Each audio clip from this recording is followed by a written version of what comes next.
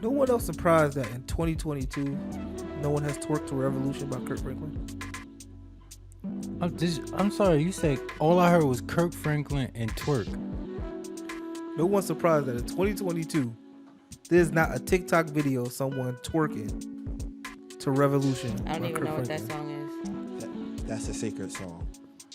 How's it go? Maybe I don't know the words. Do you want a revolution? Whoop whoop! I said, do you want a revolution? Whoop whoop! Google will pull up anything. I'm pretty sure if you type in That shit will go viral. twerking, I'm pretty sure something's going viral. I'm pretty sure if you type in twerking to Kirk Franklin Revolution, something's gonna pop up. I'm positive. I've never done that, but I have done just random searches, like obscure shit that you probably think. Think about that.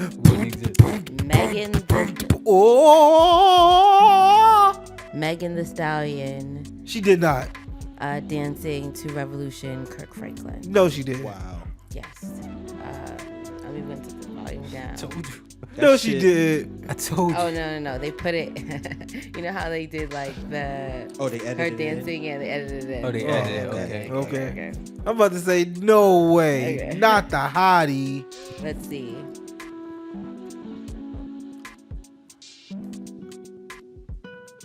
Okay, there is one that's from. I don't know if this is real or not. You or would this know is if it's just real or edited. not. I have to put the volume up or I have to use my headphones? Hold on, let me just use my headphones. Because it says Lotto dancing to Revolution, Kirk Franklin. But she ain't twerking, but she got a twerk outfit on. Nah, I want to see some. I Is this don't some want like to see. corky type drink for you? Like, No, I just think it's. said, nah, I want to see some. Should sound like a fantasy. This shit goes Right, to that's the what I'm saying. Nah, I want to see That shit some. sound like a fantasy. Yo, I gotta stop embarrassing myself, yo. Every day you get closer and closer, Greg. This Every is day. bad. Banter. Okay. So, today's banter. How do you stay inspired? So, whatever you strive to be in life, producer, podcaster, great. How do you stay inspired? For me, it's to continuously challenge myself, especially if it comes to podcasting, allowing myself to introduce myself to podcasters that already have been in the game, and surrounding myself around people that just want me to be great. But for the most part, it's challenging myself. Because podcasting, again, y'all, it sounds so easy that you get a mic, you just talk on it. It doesn't. It's really not as easy. Eventually, you're going to stop talking and you're not going to know what to say. And you need to also realize that your audience, do they want to hear what you want to say? So it's a craft in itself. But then to also be able to have that craft and then be able to network with others. Absolutely. So networking and challenging yourself would be how I stay inspired. Also, holding myself accountable. Like the days when I don't do what I need to do, I understand that it's hurting me more than it's hurting anyone else. Although I believe that my voice should be heard, but it's just a different level of greatness when it comes to podcasting. So shout out to all my podcasters out there. For me, honestly, it's like I said this before. Like, I am not aspiring to be a producer. I'm a producer right now. Amen. What I'm aspiring to be is notarized outside of the people who know me on a broader scale. I'm a producer. So that when I say that I am a producer, the inspiration is only in addition to the dedication I already have toward being a producer. It's a lifestyle for me. So the inspiration only gets me but so far. But when it happens, I just feel inspired. But the dedication is through my blood. It's a part of my DNA. If I wanted to say, I don't want to ever be a producer anymore, it wouldn't even happen. it can't happen. I can't ever. If I said it, I would be lying to myself because it's just the way my mind works. You know what I'm saying? It's a constant thing. It's dope.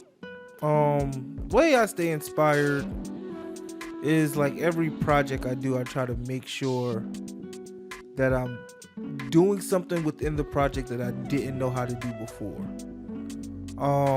So meaning like if I am, especially, so I'm not a photographer by trade, but I get hired to take pictures often. So something that I do every time I like even pick up my camera is like learn new techniques to take a picture. Like learned about, like, this is basic, but like depth of field and all that shit, like that's basic shit, but I'm saying like something I just didn't know before, and when I learn it, it's like, why is that inspiring? It's inspiring because it's like I know I'm not done learning. Challenging yourself. Yeah. Right. So we not the same. I'm an alien. Okay, Lil Wayne. So yeah, that's the way I definitely do stay inspired. It's just by, continue to push myself to do things that I don't know how to do. Absolutely. That gets me off. What? I didn't even know how to say it that way, but it really does do something to me. Especially like if I've met someone, or I love obtaining or learning new information. Like that really does something for me. So when I'm around people that I'm able to learn from, I'm able to pour into, and they're able to pour into me, it's just it's an amazing feeling. So yeah. And also like listening to other podcasts, because you realize that if and just like Mr. Rent Money says, like it's a lifestyle, and so if you're privy to this is something that you want to do, you should immerse yourself in it. Understand there's other podcasters such as yourselves providing similar information, or you can even get topics, different perspectives where you're able to bring onto your own platform. So yeah, I love inspiration. It smells great in the morning. Also, I like watching other people fail. Wow. Because watching them fail makes me look at them, and this is only pertain to the things that I do. Talk about like video production, media, all that stuff. Like when I see someone produce something that I know I can do, and it looks terrible, that's inspiring, because it's like, yeah, I'm gonna do way better than this.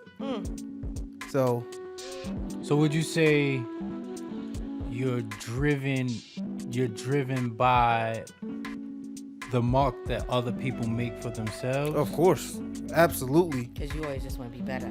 always. That's why I think that's part of the reason why I'm very hesitant in everything. I don't want to use the word hesitant, but I am meticulous in the things that I do and attach my name to, because if Greg can't put 100% into something, I'm not going to do it, because anything less than that is going to be shit to me. So what'd you say for? Because I felt like that's something that, believe it or not, like I kind of even continuing to learn from you, is that yes, you want this perfection, you have this idea that when you want it to be executed, you have this look or this feel of how you want it to be presented.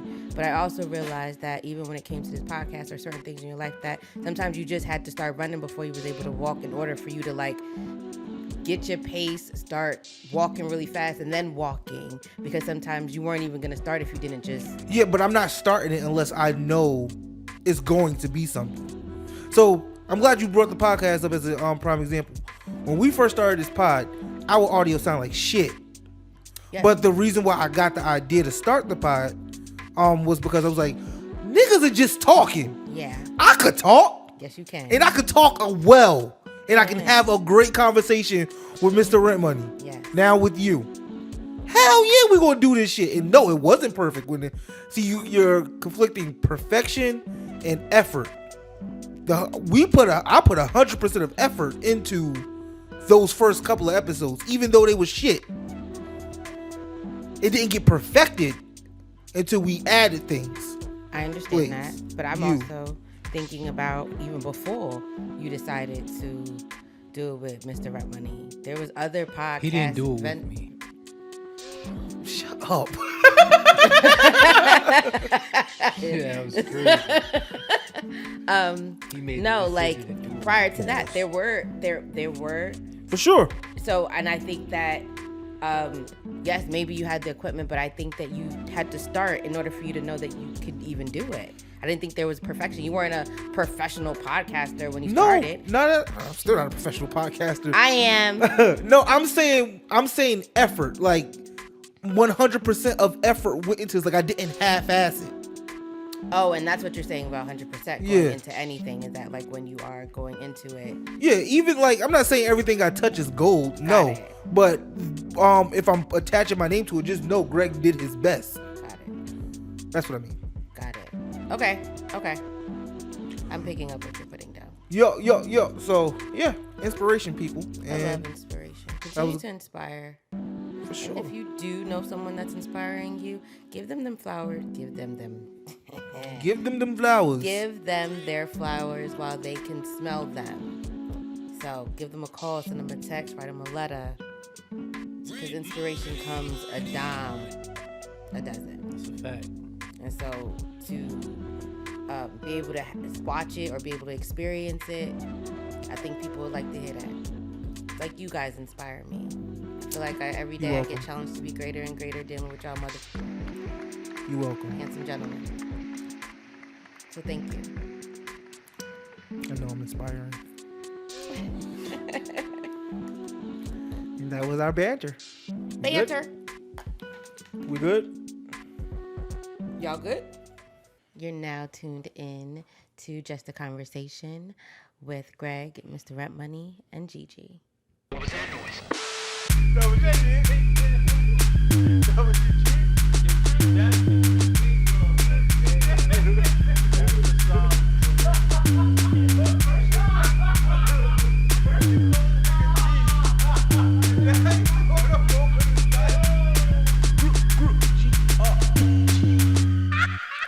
Rent money.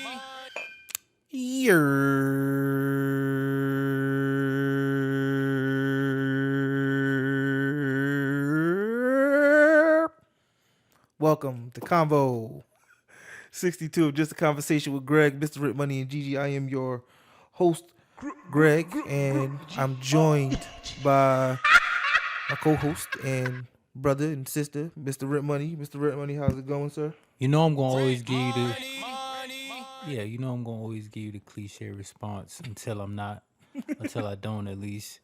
But this is one of those days where even though I'm giving you a cliche response, it was a little shaky.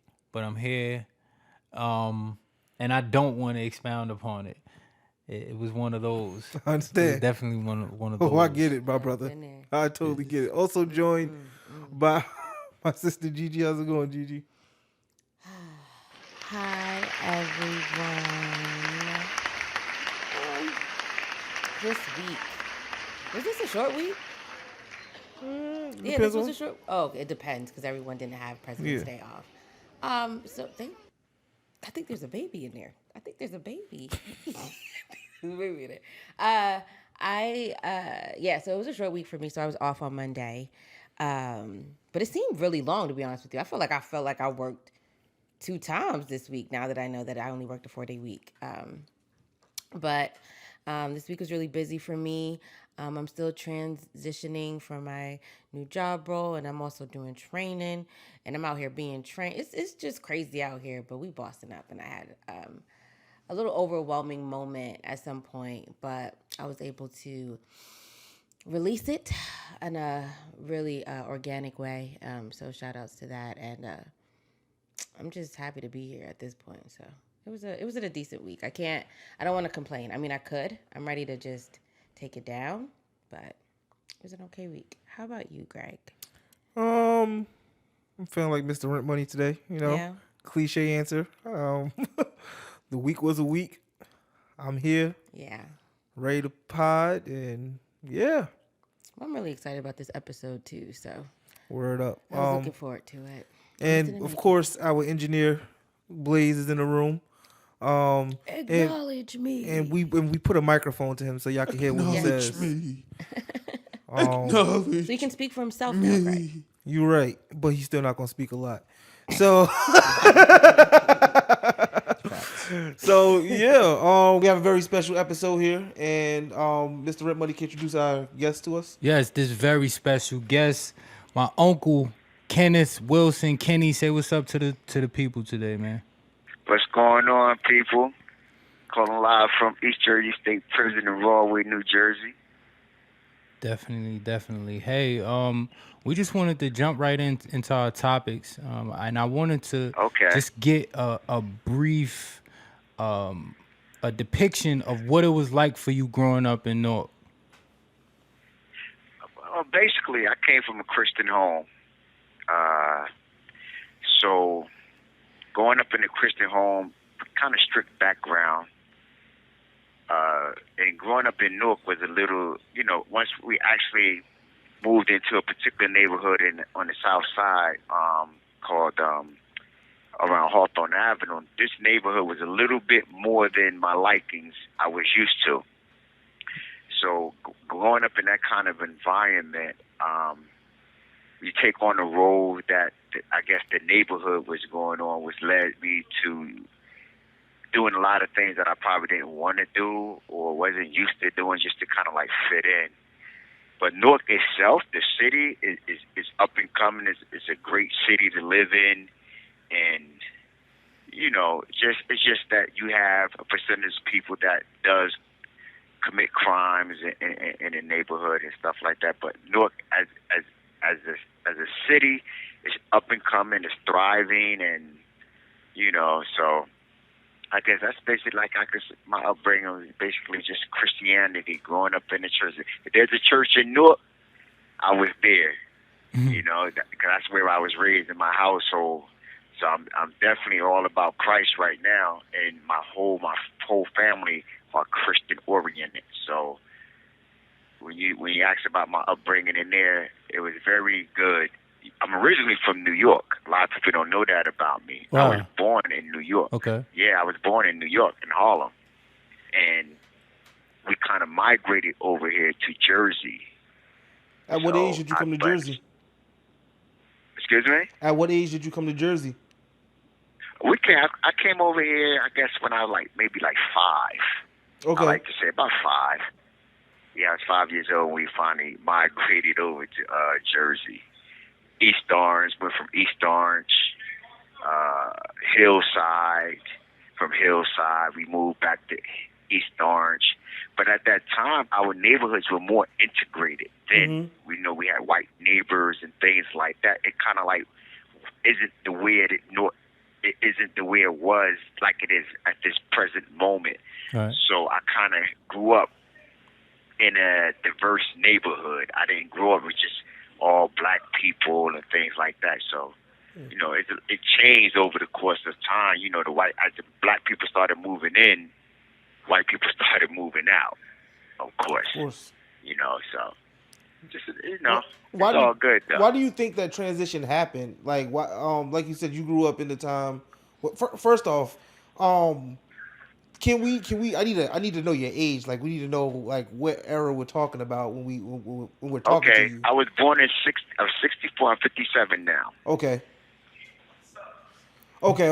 So what do you think made that change? Like you said, you grew up in a very diverse neighborhood, living in Right. different parts around Essex County, and now Essex County is in a lot of areas like Newark and East Orange and some parts of Orange. It's like you only living with one race. Like, it's either you living around a whole bunch of blacks, or if you go like the South Orange, you living around a whole bunch of whites. What do you think made that change? Right.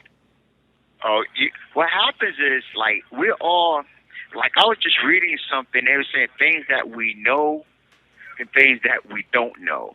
We know that people move out, but we don't know why they move out. Mm-hmm. Like when what happened is when we're dealing with a degree of racism, or the people, the white people feel as though that the more black people move into their neighborhood, their property value is going to go down. Yeah. You know, so now you're talking about them having an investment in their homes, and now the home is no longer worth what it was worth because black people are moving in. So we got to get away from the black people. They're going to cause they're going to cause the property values to go down and things of that nature. You know, we're basically demonized. Like, Yeah. you know, they look at us as if everywhere we go and everything we touch just turns to pot or the mud, and they're just not used to being around this for some apparent reason, you know. Mm-hmm. But that's what causes the people, the Caucasians, to actually like move out. It always goes back to racism, you know, not wanting to be a part of us or made to feel though we are part of them. So that's basically what happened, you know. Yeah, that's people moving out. That's definitely a result of systematic racism for sure. You keep telling you tell someone that black people are less than. So the way you continue to tell people that is now you do it indirectly by saying if you buy a house, now this house is worth less than the house if a white person was to buy it.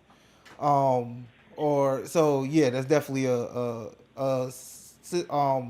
result of systematic racism within this Absolutely. country.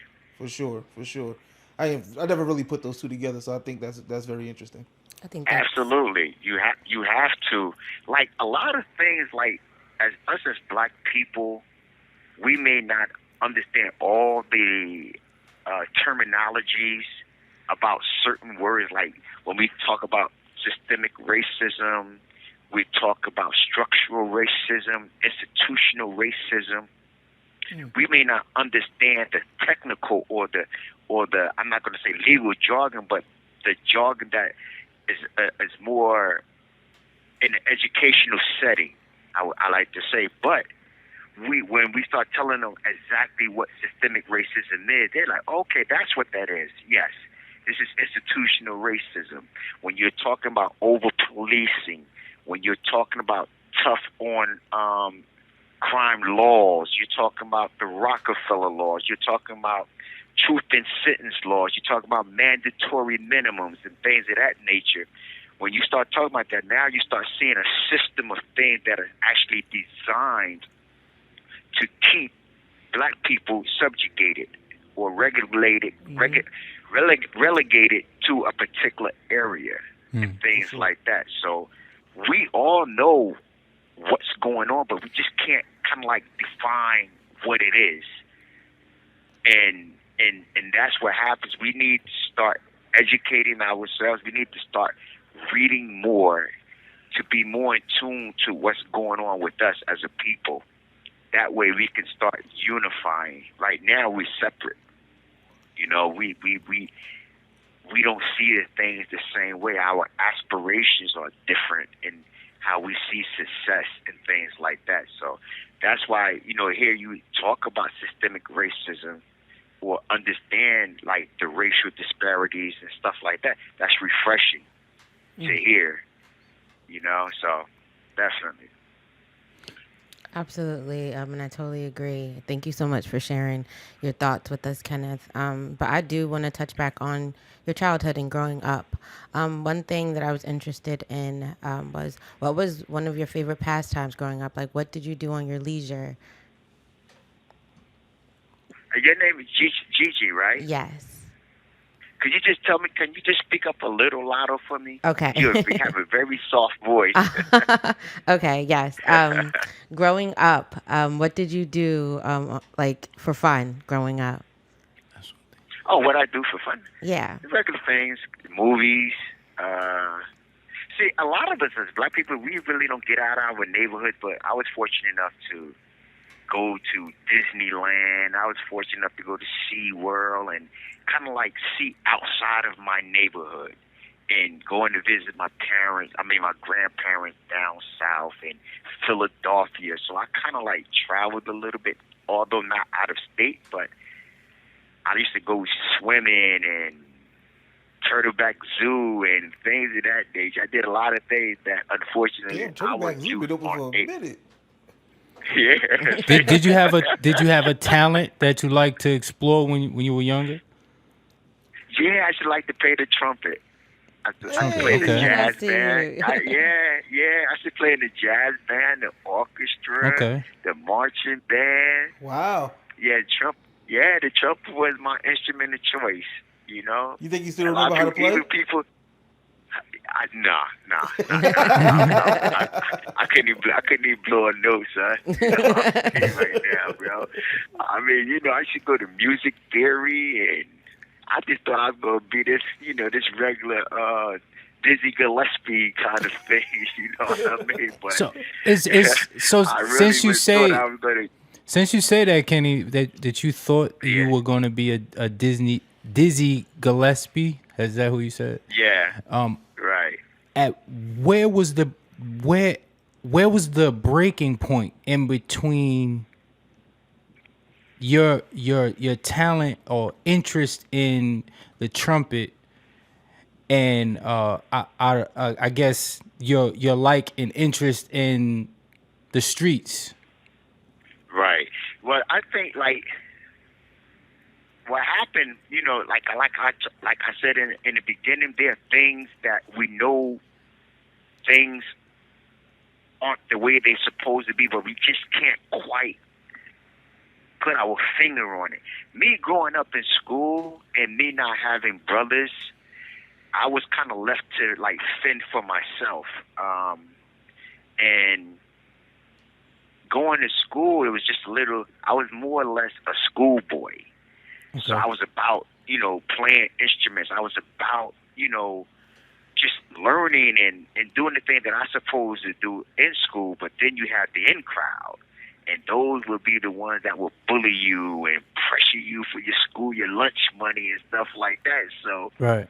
eventually it got to be too much. I can't keep giving up my lunch money. I'll be a little hungry over here, you know what I mean? So eventually what happens is it's a subtle transition in your life. You either going to find yourself being the victim or you're going to now become the perpetrator. And there is actually a clinical terminology that actually describes that, where the victim now becomes the perpetrator because he no longer wants to be a victim, to be victimized.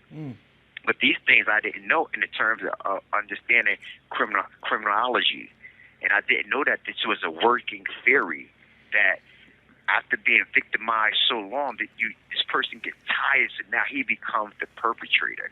And that kind of was the dynamic change in my life right there, that having been victimized, I no longer wanted to be a victim. I never wanted to be nobody else's victim. So now I'm going to be the perpetrator. I'm going to be the very thing that I hated. So I assume that identity as opposed to finding another way to transcend that element. Was that a conscious decision? I believe it. Yes, it is a conscious decision because of your environment. See, when we start talking about the environmental conditions of our neighborhood that promotes a degree of poverty, criminality, and things like that, you don't understand that you're actually being socialized into criminal thinking and things like that. It's really it's that part of it you don't really understand what's going on with you. You just understand that you live in this neighborhood and these guys are this way, and now you're getting tired of certain things, and now you start hanging with them. You have 60 seconds remaining. Before long, you're doing what they're doing, and that's you're in prison. I mean, that's the really short thing of it. Let me call you guys right back. Okay. To accept this call, press 5 now. To decline this call, hang up. Thank you for using Global Tel Link. I hope I answered that question.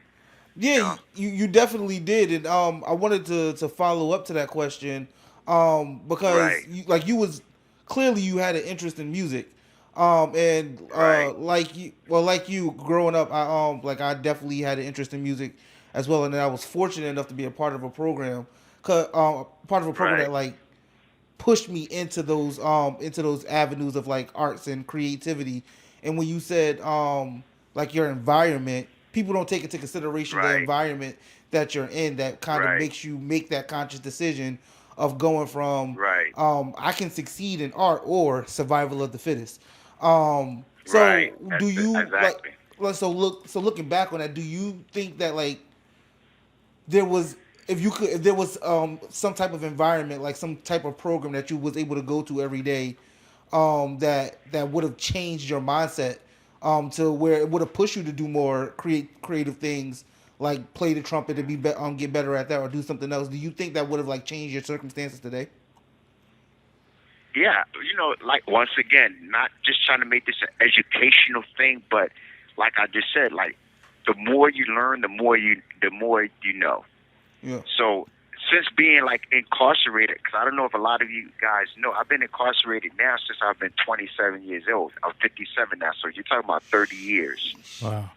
In the 30 years period of time of my incarceration, I have used this time to read and study and take opportunities that I should have done on the street. So when you're talking about, okay, if there was something else that I could have done that would have made me better, maybe hone my talent or my gifts, and of course, they're called disruptors. Now, in our communities, if you notice within the black community, we have bars, we have drugstores. We have a lot of these things in our neighborhood where people come and the traffic there it cause a different savor of people to come through your neighborhood, as opposed to white communities. You'll never see liquor stores or drug or different kind of things like that in their neighborhood, but you constantly see it in our neighborhood. So what happens is when you see us as teenagers now, we want to hang in front of these liquor stores. This is where we're going to buy our beers and stuff so we can chill out and things like that. So now you have the little ones coming through. They see us. And so now, instead of wanting to now pursue their education, they want to be like the Rahims or the Rakims that they see out there having a little swag on, drinking a beer and stuff like that. So had they been a disruptor there, somewhere like the YMCA or the Boys Club there, yes, my life probably could have been a lot different. Because if you know, I'm quite sure y'all know that the Boys, I don't even know if y'all even have a Boys Club out there in Jersey City. It's not what it used to be. It's definitely not what it used to be. There was a time where going to like the Boys Club? The Boys Club was the thing to do. It was definitely a popular thing to do, and it was occupied. It occupied the kids' time with a lot of recreational activities, and it was something for kids to look forward to. The YMCA as well, but I don't even hear kids speak about the YMCA or the Boys Club anymore. But it's crazy. Absolutely. They keep building new YMCAs. When it comes to kids, absolutely. Hey, yo, but that's why when they come around and do the censors, we really don't understand the importance of the censors, because the censors is what allows them to allocate a certain amount of money to a particular city that they're able to do certain things in a community. But in our communities, a lot of us, we don't do the censors. You know, we don't want no strangers coming to our house asking all these seemingly personal questions about my family. You know, we are a private people. We are a scared people, you know, because of the environment we live in. It's not natural for us to live in our communities and have to keep our head on a swivel. It's not natural for me to go outside thinking, well, am I going to come back home today? It's not natural for a little child to be outside. Hey, so Kenny, I remember Miss Wilson showing me a few pictures of those plays that you guys used to do, Right. and I remember there was one specific play where Faith Evans was in it. Do you have any memory Right. about that? Yeah, well, Faith Evans is actually my goddaughter. Okay. That's my goddaughter. For Your real? sister's god sister. Yeah, Faith Evans is my goddaughter. Yeah, snap. I was just talking with her mother like 2 weeks ago about our program. I needed Faith to do something for me. I had her since she was like 9. And prior, I actually spoke to Big just before he went out to L.A. before he got killed on the phone. I was talking with him on the phone for a while, and then that happened with him, and then I called her afterwards to make sure she was good, and I was involved with that whole Tupac and Biggie beef thing going on. I used to question her about what was going on, the beef she had with Charlie Baltimore, Little Kim. I was privy to a lot of those different conversations and things like that. Because we also go to the same church, Emmanuel Baptist Church on Chancellor Avenue. Okay, so that's how it brought it. That's how it comes back full Honey Yeah. circle. Church. I know Right, not too far that's from the there. full circle thing. You don't. Yeah. That's dope, yo. You had a very interesting childhood. And now Amazing upbringing. we definitely want to like jump into like a conversation more about like what's going on in your present right now. But we really thank you Okay. for giving us some background on who you were and just Oh, your no doubt, upbringing no for doubt. sure. Thank you. Yeah. Absolutely. But to like even kind of tap in before we go into the present, I was really curious about the time that you first was arrested. Not at this point, but like ever. And how did you feel? What happened? If you cared to share. Can you repeat that again, GJ? I'm so sorry. Okay.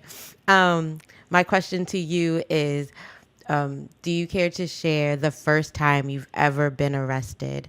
How did it make you feel? Oh, wow. What was the situation? Wow.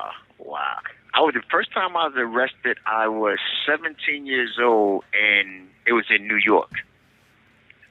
I had a possession of a stolen vehicle, and we figured we would take a joyride to the city.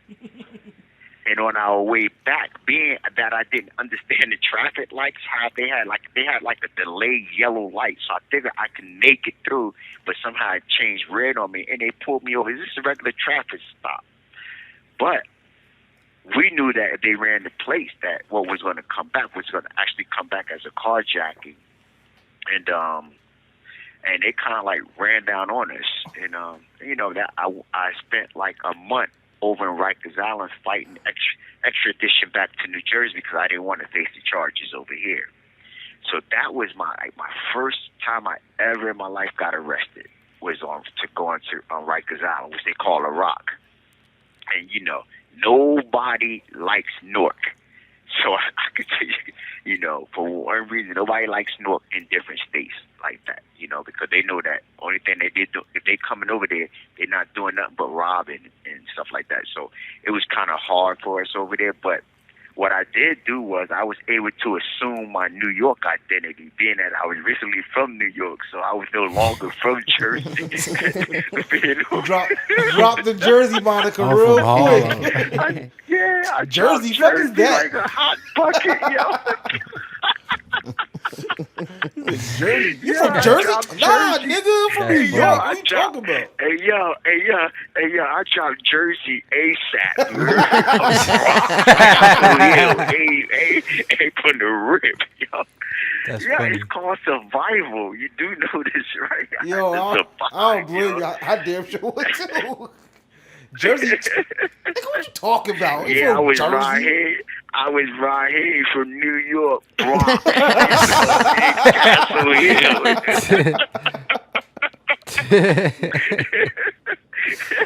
Yo, Yeah, so that's that was. funny. And so Yeah, like, that was my first time. That was just jail, but I came home from that. But the first time that I actually went down, maybe that's what you're asking. When I first went into the prison system, the first time I went to the prison system was in like 1984.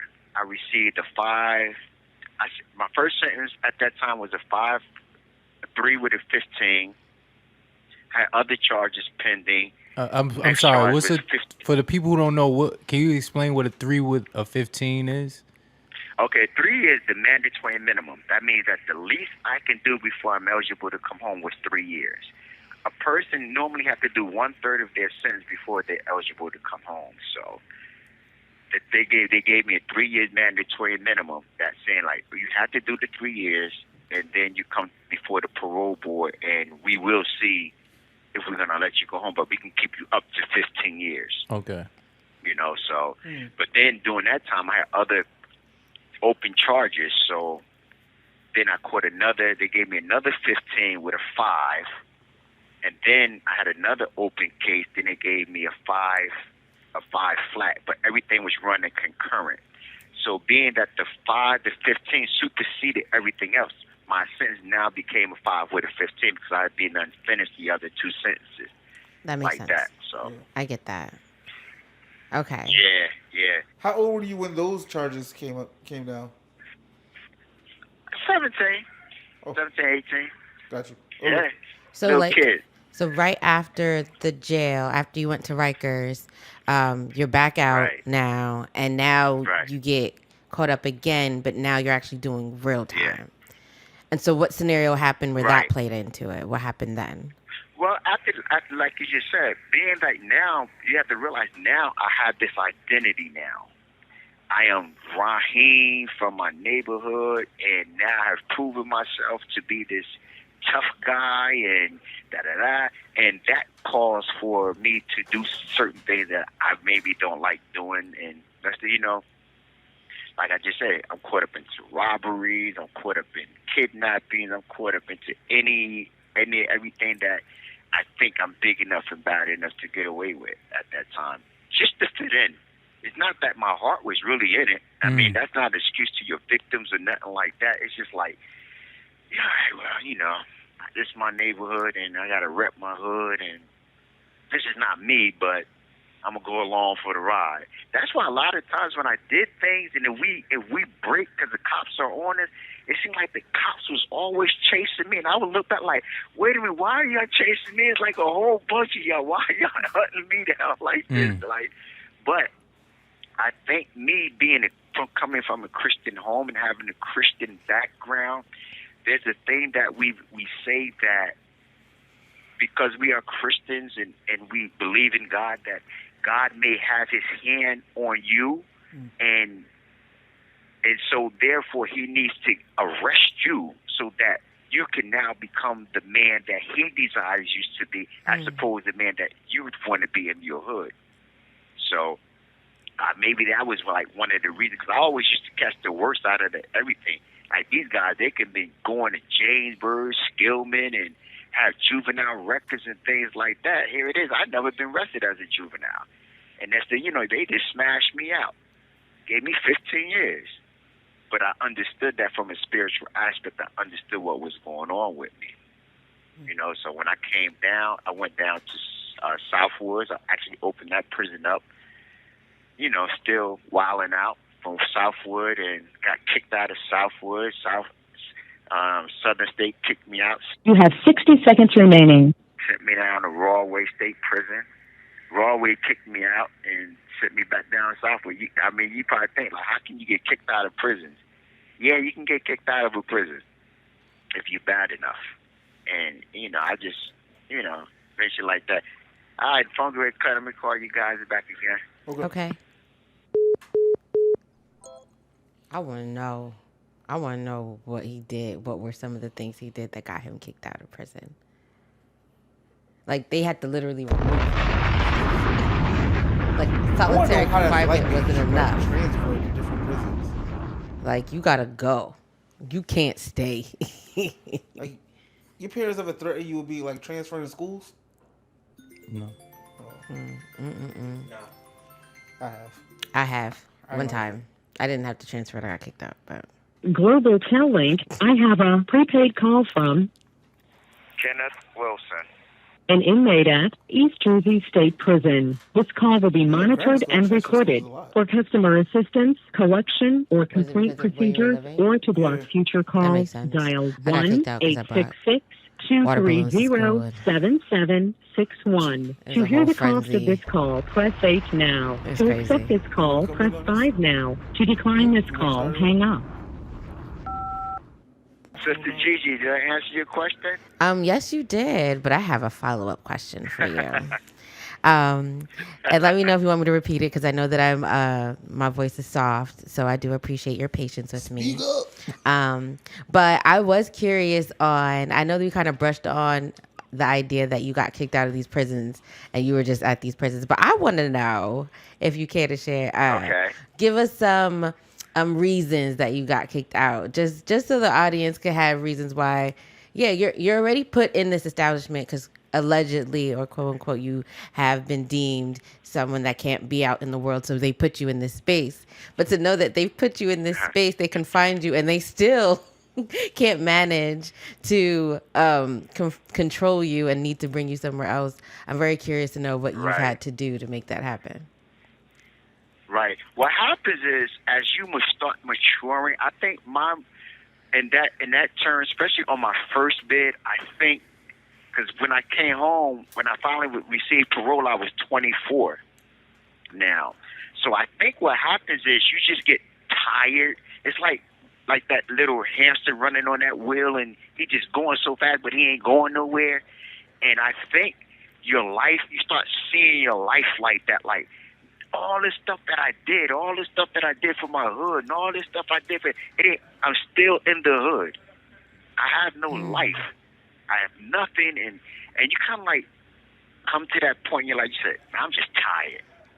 And when I knew I was getting ready to go see parole, I just felt like, you know what, I need to start shaping up, man, because my whole institutional record is just horrible, and I'm not showing any signs of change and growth or none of that. And I just felt like it was just a time for change for me, and a realization in that, things have to get better. I need to do something better with my life before I die out here in these streets.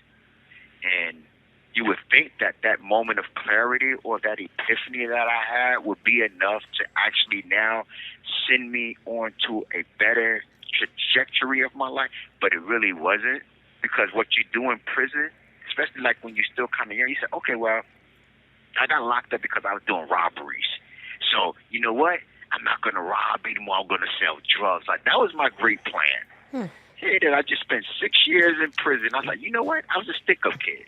I got caught just robbing people and doing drug dealers and stuff like that. Now, what I'm going to do is we're just going to sell drugs, and this is going to be better. I'm going to change my neighborhood, and I changed my neighborhood just going one block over.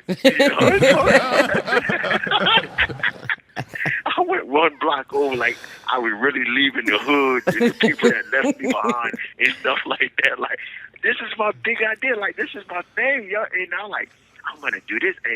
But now you have to realize that I came to jail prior to the crack era, so I wasn't used to the crack people and how that dynamic actually was working, because when I left, it was just weed. But now I'm returning. Now people are strung out on crack.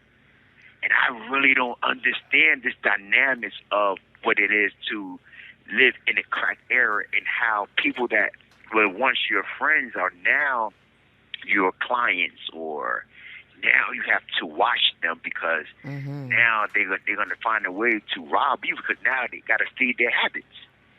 So my guys were telling me, like, listen, get a job.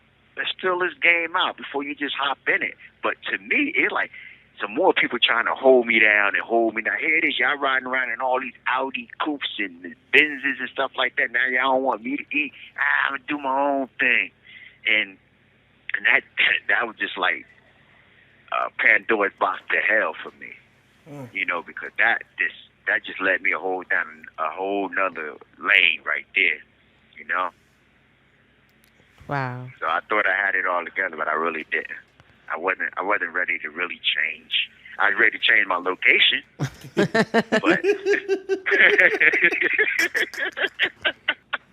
but I wasn't ready to change how I thought or I seen wealth in the sweets that was attached to it. The girls, the money, and all the bling, and these are the sweets that's keeping in our youth doing what it is that they're doing.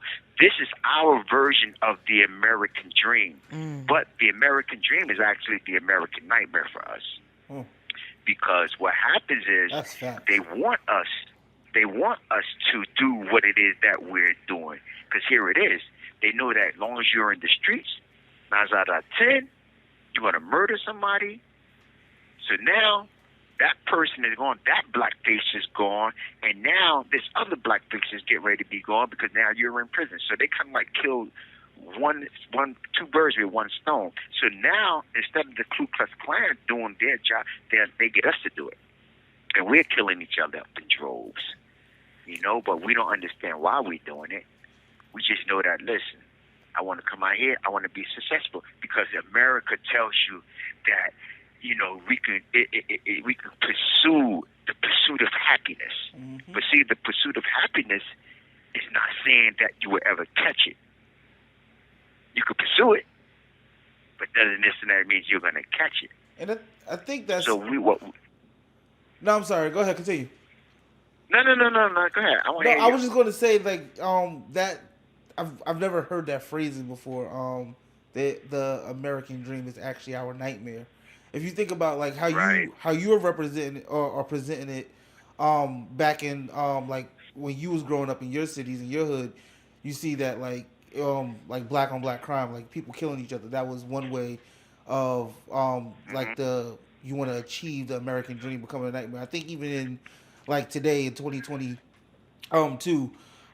the American dream would be, I guess, quote unquote, the American dream would be like, go to college, get a degree, have a job. Not really. It would be more of like being an athlete, being a rapper. It's like when you think about, when you see people that look like us, that American dream of family, of business, like that's not, we don't usually see that. I think that's the dream that we have now thought for ourselves. I think what white America says the American dream still is for you to be educated, and get a good paying job and all that stuff. And what I'm saying is that that's actually really a nightmare for us because that's just forcing us into debt. That's forcing us into... But that's because of the system that we're already in. If we're already 5 steps behind the dream when we're already in it, that's what I'm saying. It's like so for us when we are looking, like you said, like the white people, when you're thinking about the American dream, like this idea makes sense to them because that path makes sense. And so for us, when we think about the American dream, although that path sounds logical, and we see other people that look like us, they're not doing that. You know what they're doing? They on the block. They selling, they're pimping, they're athletes, they're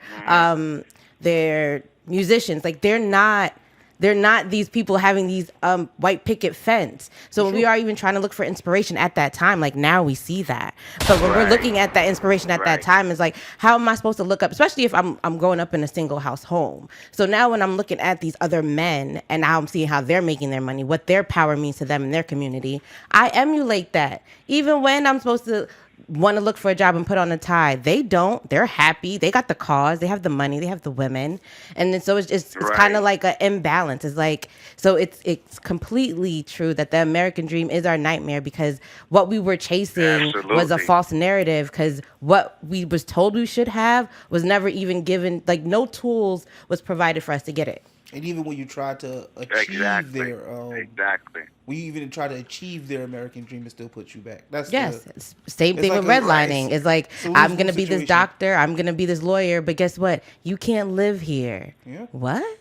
Yeah. Right. Lose situation. But you know what? Like out of everything everybody is saying, the one thing that we gloss over or we kind of like really don't understand that when we say this American dream, who is the painter of this dream? It's not us. Amen. You see what I'm saying? As long everything that we desire to do is what white America says is beautiful or what America said is success. They paint this dream for us. We never paint our own dreams. We're not our own artists. What we do is we assume positions. They teach us. They tell us, American dream is you go to school, You get an education. You come out and get a job. You help corporate America. You see what I'm saying? It's not telling you how to start your own business. They're teaching you how to keep their money in their pockets, to keep their businesses going, to keep them into generational wealth and stuff like that. But they're not teaching us how to start our own businesses. How do we become black entrepreneurs? You see what I'm saying? We always allow someone to paint our picture, and then we try to assimilate ourselves into that. America does not want us. It has always rejected us, has always bombed us out. They don't want us. They want to use us. They want to use our labor. They like to use our talent. But at the end of the game, it's for them to acquire wealth. It's not for us to acquire wealth. They don't want us out of the hoods. They don't, because if we're out of the hoods, that means we're in their neighborhoods again. You see what I'm saying? And they don't. It's not. That's something that they don't want. So a lot of people think that the system is broke. The system is not broke. The system works perfectly well. It is doing exactly what it was designed to do. You see what I'm saying? And that's a misnomer. Wow. You say that the system is broke. The system isn't broke at all. It's doing exactly what it is. It's incarcerating black men by droves. You're talking about mass incarceration. Over policing, the school to prison pipeline. When we start talking about all of these things that are actually going on, and the bad thing about it is we're playing these games in these streets and we don't know the rules of the game. We don't understand rules of engagement. Here it is. They make these laws saying that, okay, if you get caught 1,000 feet from a school, that automatically triggers a mandatory minimum sentence for you if you carry it. In what neighborhoods, in the black neighborhood, in the inner city neighborhoods, Schools everywhere. What block isn't 1,000 feet from a school? That's crazy. See, these are all traps. These are all things that we're talking about, systemic racism, and we talk about structural racism and things like that. These things are created in order to enslave us.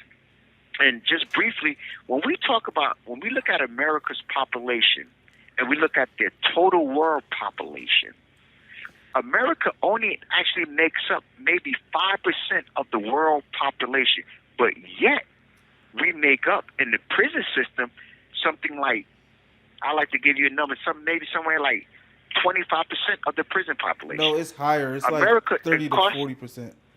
We're like we have the most imprisoned people in the world. Absolutely. And it's not like we're the worst. It's not saying like we're the worst people. It's that we find ourselves getting caught up into all of these other things, man. We're chasing things. We're on that proverbial rat race, man, and we don't know how to allow our money to work for us. We want to work for money. Our parents, from the time that I've been living, has always been working for money, always been working to pay bills. We never learn how to have money work for us. We never learn how to diversify our portfolios. We never think about real estate. Yeah. We never think about financial literacy and things of that nature. And being that we don't, go ahead. No, I was just gonna say, I feel like that's the biggest difference between like overserved communities and underserved communities. Like overserved communities, they're taught generational wealth. We're taught generational poverty. And I think we continue to have these dead end jobs, and like the only thing we know how to do is survive. Where in a overserved community, like surviving is not the first thing on their mind. Like we wake up, we got to think about where's the next check coming from, where's the next dollar coming from, and that's something that you have 60 seconds remaining. That's something that overserved communities don't have to worry about. Absolutely. Y'all keep that conversation going. I'm going to call back. Okay. Got you. Also kind of glossed over the fact that prisons are now monetized. They're a business now. Well, we getting into it. Absolutely. That's prison reform. Yeah. Well, that's prison reform. Oh, yeah. Global Tel Link, I have a prepaid call from Kenneth Wilson, an inmate at East Jersey State Prison. To accept this call, press 5 now. To decline this call, hang up. But y'all all sound like a well-rounded group, man. I really commend y'all. I really commend all the things that y'all are doing, and to have this hold this conversation. Because I was telling Mr. Rent Money, like, some things that I want to talk about. I want to make sure everybody understands what systemic racism and social and just different dealing with social issues. And I just want to know. And I'm thoroughly impressed, man. Man, I'm proud of you guys. I'm literally, seriously, I'm proud of you guys. Y'all out there doing your thing, man. And I'm so thankful to be on your podcast, man. I hope this is not the last time we can all sit back and chop it up and have have a table discussion like this. I hope y'all have me on again. No doubt. You are a friend of the show. Yes. For sure. I like the way you think. Bet it up, the inside out, the approach. You know what's going on inside the prisons and stuff like that. I like it. So, I feel comfortable. I feel like everybody just family. Like, we just sitting there chopping. I hope y'all didn't mind that I have my nephew come through there, man, because the ideal of, just to, plug out what we're doing, we have a program called Thinking Outside the Cell Initiative. And what we're trying to do is to combat gun violence while we're in prison.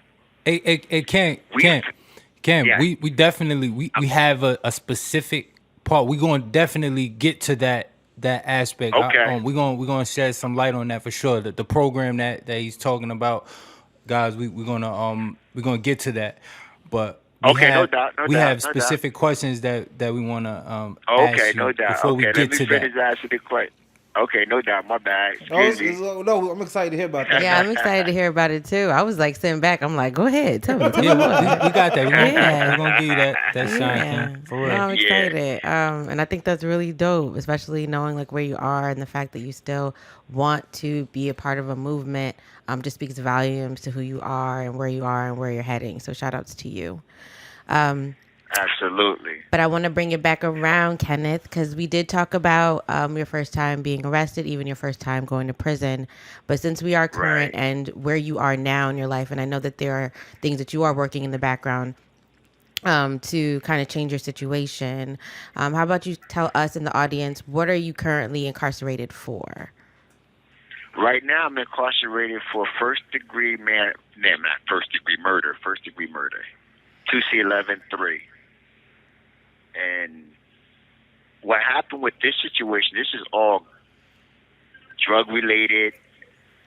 And this is like my first really experience of having law enforcement manufacture evidence for the sole purpose of convicting 3 people for a crime that they know that their own scientific evidence said that we didn't do.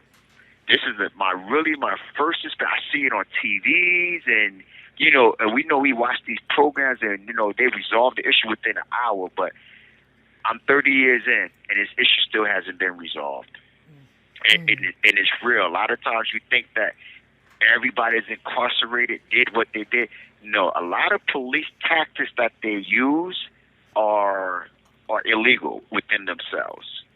They coerce people to testify against you and things like that. See, it becomes the part that you think that justice, she's blind, and she's not, but she's really not. What happens is they tell you that you are innocent until proven guilty. For white folks, true. For black folks, poor black folks with no money, nah, you have to prove your innocence. So it kind of flips. Absolutely. And in my situation, this situation here, they charged me with murdering somebody in July. Without saying the person's name, they said that we murdered this person in July. Come to find out through their own pathologist reports and stuff like that, this guy was killed in June.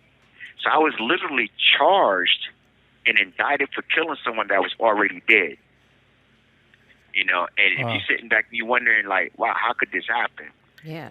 It happens when they're trying to close a case and they don't have any evidence. And they have 3 black people that they feel as though, like, you was already in jail before. We know you're kind, and, we're not doing no more investigation on this. You did it. So and then you figure that. So what happened is, in my case, instead of them doing another investigation to determine, like, okay, if he was killed in June, how are we charging him with killing him in July? He was already dead. You would think that, okay, I'm out of there. No, what they did, they just sought to change the date. So you know what? We is how bad. We didn't mean to say July. We meant to say sometime in June or around about that time. So now you got to defend yourself around about that time. Who knows where they were in a week's time? So much your activities in your life is going on.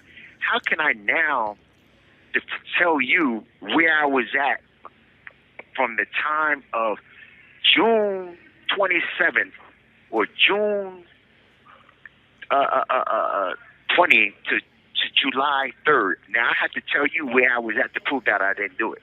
So now they just raised the hurdle, the bar again How to me could to you prove my possibly innocence. have a recollection of what you was doing for like 20-something days? After confirming, like, this was the day that, like, this person technically died. Yeah. Now I have to go back from these months to go, like, you know what I was doing? I was eating cereal. Yeah. That's some Yeah. shit. But that's your criminal justice system. That's our criminal justice system. And that's how it works. You know, and every piece of evidence that they tried to link me to the crime with, like they said that one fingerprint of mine was found on a beer bottle. Come to find out, it was multiple fingerprints on the beer bottle. You know what their excuse was for those other fingerprints? Oh, maybe it was the person that sold the beer. Maybe it was their fingerprints. So why not go fingerprint like, everyone at the what? liquor store? How about then you can't say that the person that sold me the beer could have been the killer? Because at this point now everyone on the beer bottle is a There's suspect. inconsistencies. Yeah. Yeah, but the thing is, the beer bottle is a movable object. So if you touch a beer bottle where y'all at now, and I take the beer bottle and I place it in the crime scene, forensic evidence is going to say, okay, this person was here, even though you wasn't.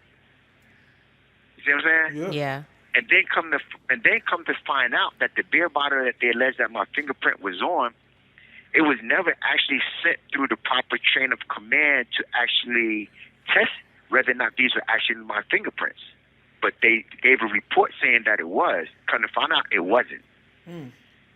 So it's not your fingerprints either? Huh? So you're saying that it wasn't your fingerprints either? It wasn't an exact match either? Right. What they're saying, like, if they take a Latin fingerprint off the beer bottle that we take to recover, or what the proper chain of custody, meaning that once they do the initial crime scene investigation, they have to send it to a criminal lab in order to verify. That never happened in my case. Wow. You know what I'm saying? But see, the chain of custody was never established in my case. So what the judge decided to do was saying that, well, it never left police custody, so I'm establishing chain of custody. But that's not how chain of custody is established in a criminal case, especially a murder case. Everything has to connect. But just so happened in my case, it didn't work like that. And then the guy that got to testify against me, all of a sudden, no one knows how he became even part of this case. What happened here is he's saying that the lead investigator of the case called him to the police department and asked him particular questions about my case. He gave a fake name and everything else. So we like, well, if they know you, how could you give an alias? Yeah. Long story short, now the lead investigator of the case, now he has to testify. He mysteriously disappears. He don't report the case. He don't come to the trial. And mind you, he's a lieutenant of the police department.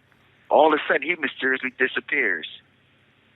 So, I mean, you have all of these little things, these nuances, things that's going on, and but yeah, after 30 years, I'm still sitting in prison. And the young lady that was actually convicted with us, they allowed her to go home after 2 years into her sentence because they're saying that she should have never been found guilty based upon the evidence that they had. But mind you, we were all co-defendants. So how could they not have enough evidence against her, but yeah, have enough evidence against me when you're saying that we's all there. Yeah. But this is our criminal justice system and how it works. So they gave each of us 30 years to life for that particular murder. And, you know, now I'm coming up on the end of this 30 years. And now I'm getting ready to go before these people, and prayerfully they will see the change in me and let me home. So are you fighting, at this point right now, are you fighting at all to, one, either get the, like, charges dismissed, or are you just fighting just to, like, win an appeal to get out? Well, now all my appeals are exhausted. I lost. Okay. Everything. I even raised, even because what happened in my case, because the guy that actually testified against us, they told us that he was getting 10 years in exchange for his testimony. I found out 9 years later he never went to jail. They cut another deal, saying that, okay, you testified, we're gonna let you go home. So the jury was never able to properly or fairly assess his credibility. You see what I'm saying? Because now they're saying that, okay, well, he's getting 10 years. It's not like he's getting all scot-free, so he really has no reason to lie. But they didn't know that he was going home the next day. And I didn't find out until 9 years later. So when I did raise this up in my appeal as newly discovered evidence, the judge in my case said, well, they knew he was getting less time than you was, so it doesn't really matter. But that's not the law. That's not how the law works. That's not how the law of discovery or the laws of evidence work. The evidence of discovery, which is a Brady issue, Brady versus Maryland, it says that the state must disclose to the defense any and all evidence. And failure to do so is a right to either a new trial or you have to release. Yeah. But in my case, once again, they're like, no. I'm like, wow, this is our criminal justice system for real. And this is how it's working. And these are how this world is turning for us. You know, but man, can no ring a bell. That sounds like the just the inconsistencies that like you just spoke about within your case, and then I can't imagine. 30 years later, and we're still having this conversation. Like, they haven't fixed it. Like, that hits different for me.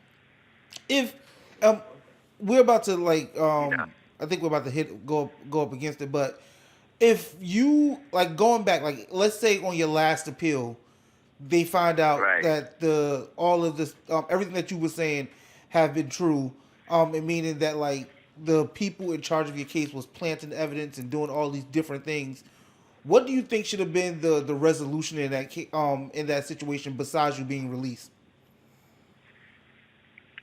Well, it should have been some kind of if you follow the rule of law.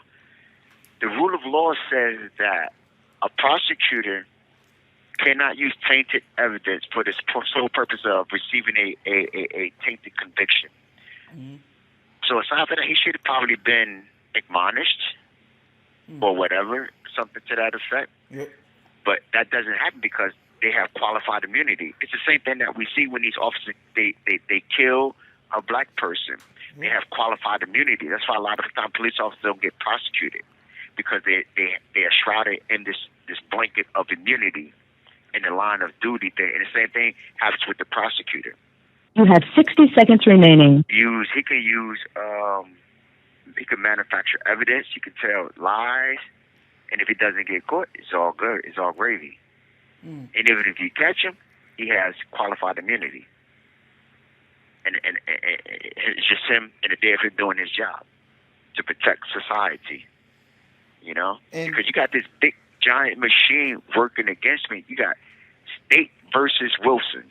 I'm one person. I got the whole... You have 30 seconds remaining. Jersey fighting against me. So... That's... Man, you know, that... You wanna call us back? Yeah, let me call you back real quick. Okay. I agree with him. I think if you fuck up a case, you should not be allowed to work no more. Mm-hmm. I agree. People make mistakes. Like, should be disbarred. That's done. Nah, you ruining someone's life. I think you should be suspended. No, I think that. Disbarred. if you proactively, if it's done proactively, but I think if it's a mistake, it's different. Mistakes happens. I agree. Mistakes Yeah. happen. You get suspended for a mistake. Yeah. You get reprimanded at work for Yeah, sure. But if it's intentional, like you just lazy and didn't want to do your job, Yeah. and you just needed a number, like a conviction, nah, you done. I agree. Because I work for a legal marketing company, so I've dealt with that or seen attorneys. Global Telly, and that, I have so. a prepaid call from Kenneth Wilson. an inmate at East Jersey State Prison. This call will be monitored and recorded. To accept this call, press 5 now. To decline this call, hang up. Unfortunately, listen, I'll probably give y'all one more call after this because my man had to use the phone. So okay, we got about a little bit. Yeah, that's cool. Let's But jump yeah. into let's just jump into some talking about prison reform, and I really want to hear about this program that you were talking about as far as like you guys were fighting against guns still while being in prison.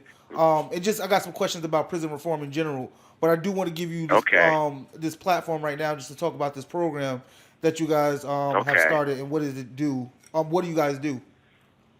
Right.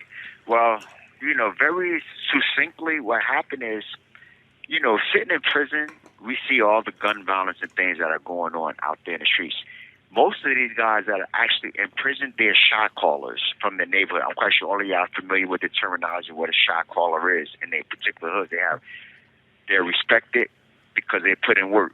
By work, we mean actually robberies or murders or whatever it is that they've done. And you kind of like, me being, now I'm considered an elder because of the time in my age. So when these youth start coming into the prison, I got the ideal that this is now the time to now start to transforming them. See, rehabilitation doesn't work. See, the difference between transformation and rehabilitation are truly different. Because what are you actually rehabbing this person to? Poverty? You don't know his life. You don't know where he comes from. But if you transform a person, you transform his mind, you transform his thoughts, you renew his thinking, you remove his values and his morals. And that's what our program is seeking to do, is to give the youth in here a different way of looking at things, letting them understand what actually happened to them, how were they actually socialized and things like that. Because a lot of times we deal with a lot of trauma that we haven't addressed in our lives growing up in these hoods, and I consider them like war zones. And we're actually affected by these things, but we don't know it because it's so natural for us to hear gunshots. But it's not natural. You should say it's not natural to walk down the street and see a body on the street. These things you figure you would see. I thought these things that we talk about in wars and things like that, but our inner cities are wars. Yeah. So we are actually affected, or we're traumatized by the things that we see, but we don't know it. And people just like you said, we're desensitized to it. Yeah, we become desensitized. And so what's happening now, what we want to do through our program is we want to allow these guys to actually deal with the underlying trauma that they went through. A lot of these guys, they'll never tell you if they was molested before or if they was abused before, because now they have this persona about themselves. They don't want to give you that part of them because now you would think they're soft, this, that, and the third.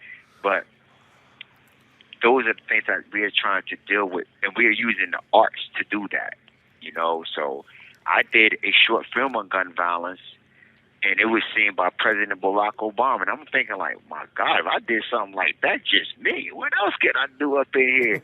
and I put it to my I put it to my guys, and I went at them. And I'm like, yo, this is what it is. They're like, yo, we in now. The guys that I'm referring to are part of my organization, which is called Thinking Outside the Cell Initiative. These guys have obtained their associate's degrees, they have turned their bachelor's degrees, and some are now currently working on their master's degrees from Rutgers universities.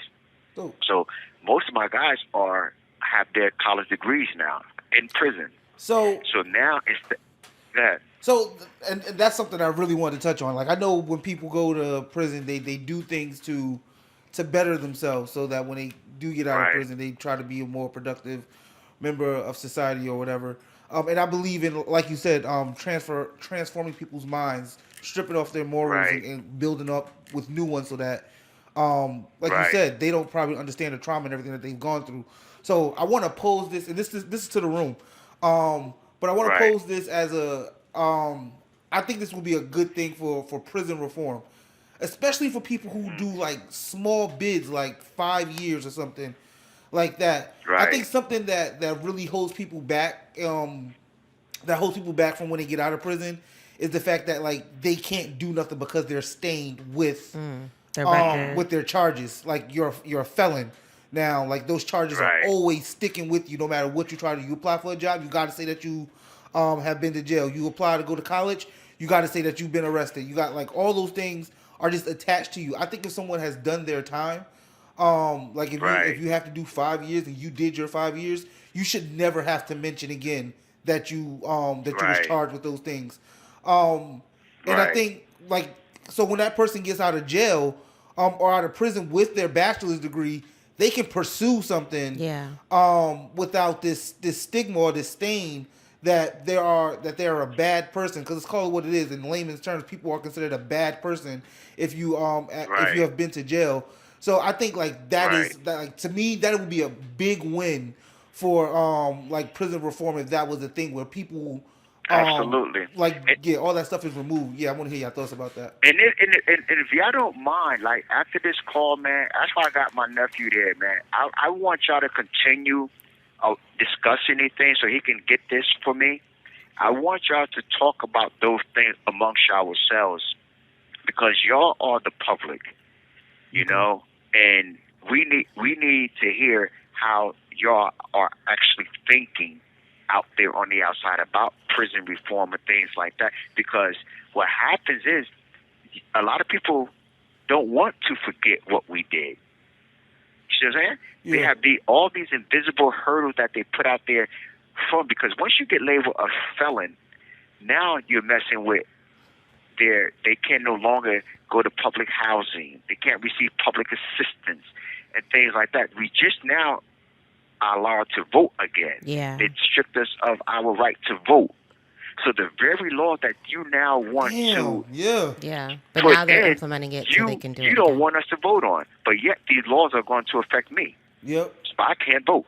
Racism. So when I get off the phone, I would like for y'all to continue this open line of discussion on this and understand that, you know, just so I can hear how y'all thinking, I can share with my guys in my group so we can hear how y'all are thinking. But it just drifting back to like what we're doing, while we think that attacking gun violence now is the best answer to remedy actually ending gun violence, because you catch them early, you catch them while they're in prison, while they have nothing to do but think. Yeah. You know, Yeah. and so now that's what we're trying to do. We're trying to get them to now use their own gifts and their talent to see that I don't have to go out there and sell drugs. I can use my gifts and my talents to now allow me to make a living for myself or to take care of my family and my loved one. Like Mr. Rent Money has our soundtrack that we did, and we were able to work with the sound recording a guy from Kool in the Game who lent his gifts and his talent, as well as an award-winning producer, Juan Super Air Gomez, who is currently working with Designer on a project right now. So God has opened up a lot of doors for us. We're working with our mayor's office in Newark, New Jersey right now. We have police department, we have law enforcement working with us. We have professors in Rutgers College and King College working with us, because they see the value in what it is that we're actually trying to do in the inside. So And what I would like for each, go ahead. oh no, go ahead. Finish your thought. Yeah, No, definitely. I was saying what I would like at the end of this, before this day is over, I would like for each one of y'all to write a letter of support to our current administration saying that they should approve this gun violence program, that y'all do support this because y'all are the public. And understand that y'all can give me a letter of support saying that we support what they're actually trying to do inside the prison, and we would attach that to our initial proposal that we're getting ready to present to our current administrator to actually get the program up and running. So if y'all could do that, that'd be what's up right there. I'm for that. How soon do you need that, and how do we get that to you? And y'all can get that to my nephew before he jet out. You know what Oh, I'm you want me to saying? do it like right now? Right now. Kenny trying to get us on the ball with it right now. It's all about that work. It's all about that work, man. It ain't no. You know what though? What we do as a people, we need to stop doing. Let's stop putting off today for tomorrow, because tomorrow is not promised nobody. Right. And I get back at it. See, we live in a fast society. We want it now. Yeah, Right I now. got We don't you. want to wait no more. I got you, Kenny. But it's Nobody just want to like wait no more. Everybody had in their phones. We don't even talk no more. I text you. I called on the streets one day asking about people. I'm like, he said, nah, we Facebook friends. I'm like, I don't understand that. What do you mean Facebook friends? yeah, we definitely gonna make this happen for you. It definitely, but like I really appreciate Gigi and Greg are like literally dressed up and ready to go to a party right after this. So, but listen, everything that we're saying and the information that we're receiving from you is definitely it's not being put to the side at all. We take this very serious, and we definitely want to contribute as much as we can and use our platform to be an addition to what you have going on, Kenny. Don't think that we're gonna take that request for us to write a letter as something that we're not gonna take serious, but we're definitely gonna take it serious. We have meetings about the show, and this letter for you is definitely gonna be something that we'll bring up during the meeting, and we're gonna do everything we can do to make sure that we have a great letter for you.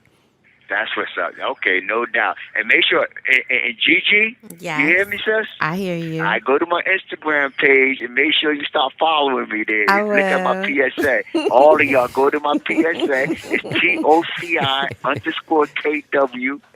That's, you know what I mean? Go right there and look at my PSA. You. I got you. Yeah, and leave a comment and share and reshare it with somebody. I can do that for you. Because we put our heart in that. She doing it right now as we talking. I ain't even following you on Instagram. I ain't even get the Instagram. Yeah, I know. Make sure you following me. Hey, Mr. Rent Money, you ain't let them get ears on our music yet? Oh no, definitely. We as soon as you get off, we gonna give it some shine for sure. I bet it up, yo. After this phone call is over, yo, I'm at the bounce, man, because I need to get my man on the jack, man. I'm already bleeding in like 30 minutes of his time, man. I really wish I could sit there and chop it up with y'all. We'll do it again. Bro, listen, man, I enjoy myself straight like that. I really enjoy y'all. Y'all got to schedule me again for real. So for sure. Of course. Kenneth, before you go, what's your Instagram again? GOCI. What's your Instagram again before you go? Yeah, TOCI_KW.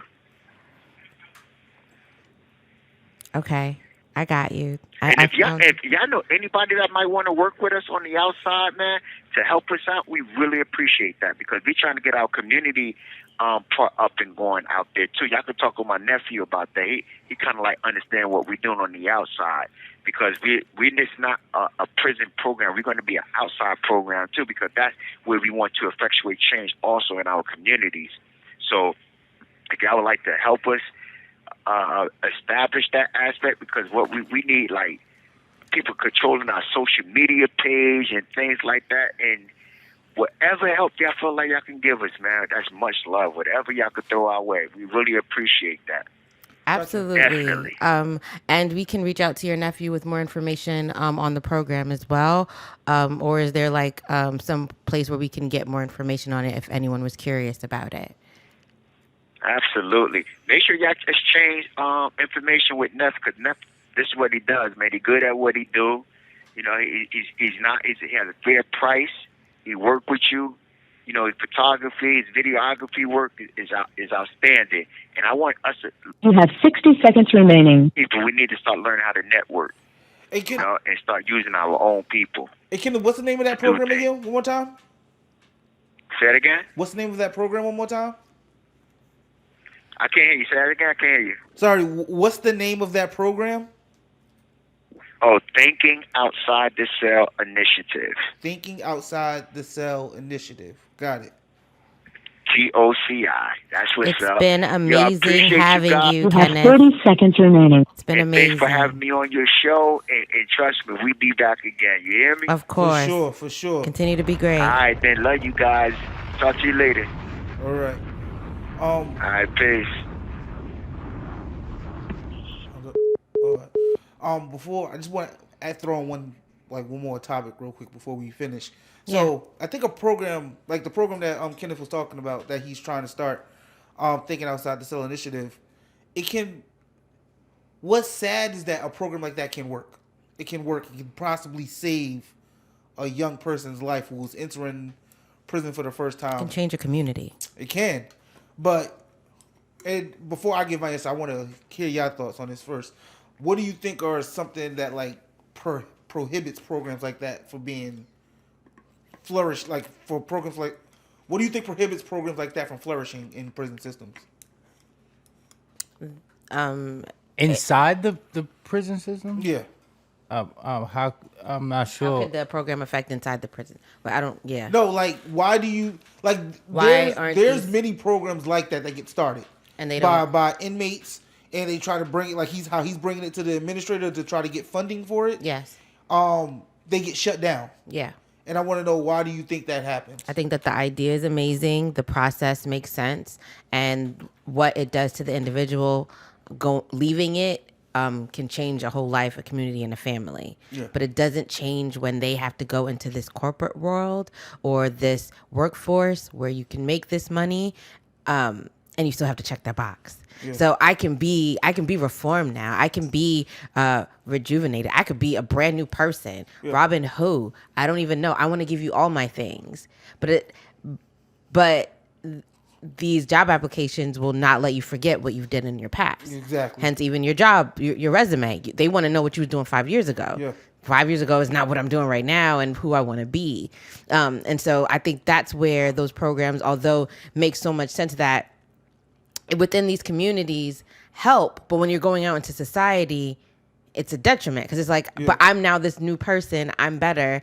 But they're like, yeah, but you've been locked up before. Why would I want that around me? Thanks. And I think that's where those systems where on a longevity basis make sense. And I want it to continue to strive. So please don't give up, because now I feel like we're now in this this glass ceiling that I thought we could never break through is starting to get thinner. And I think if we keep punching, eventually we can break through and our development and where we're trying to head will happen. But when I'm going into the corporate office and they even have the idea that something illegal may have happened to you, it's like a taboo. Like they want to be away from you. You shouldn't even be in this environment. Yeah. And it's just like, I can run circles around you. I just want to clarify, add some clarification to something Your question? No, not in a question. When I said earlier that when someone does their time, their record should be expunged. Yeah. I do believe that should happen. The only time that the record should say it, Greg, come back into play if the person is arrested again, because then you have to think of pattern. And I agree with that until I thought about pedophiles. I don't know.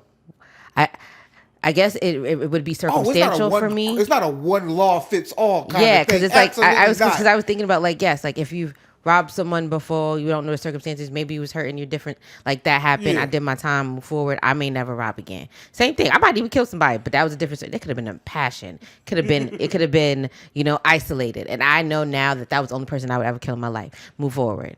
Yeah. Treading lightly, everybody. I'm being recorded. Pedophiles should be known that they're pedophiles.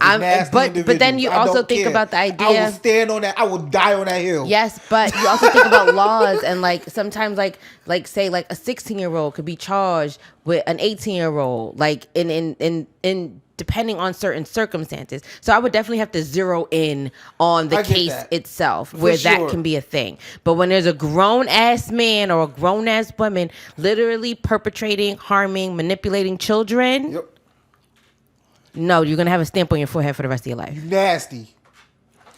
It's like you said, it's case-by-case scenario. But when it comes to the environment that you're raised in the circumstances that you're brought up in,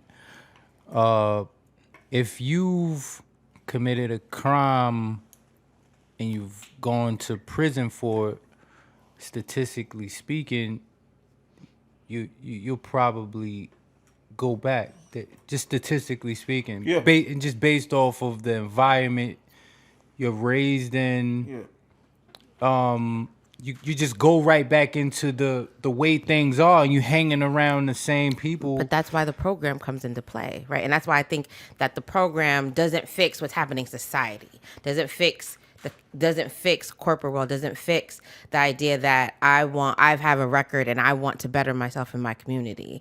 Yeah. But if I'm serving my time and there hasn't been no development in this time process, absolutely when I go back home, I'll be doing the same thing. Nothing has changed. My perspective hasn't changed. No one has provided me with an alternative than what has been presented to me now. I just know now I'm going to do something. I may or may not do my time, and I can come back to the same environment. But if I have someone such as Kenneth in my life that's allowing me to know that, like, this lifestyle that I was living, there's alternatives for me to use whatever energy, talent, skill set that I have. And when I'm going back, yeah, it might seem appealing, but now I have a different insight to things. I can now be like, y'all good? I can go over here. I know now that because what has Kenneth's vision and what he built, there's now a place where I can go or a path that I can take that doesn't always lead me right back into the prison system. Mr. Rent Money touched on something that I don't even know if you even noticed that you touched on it.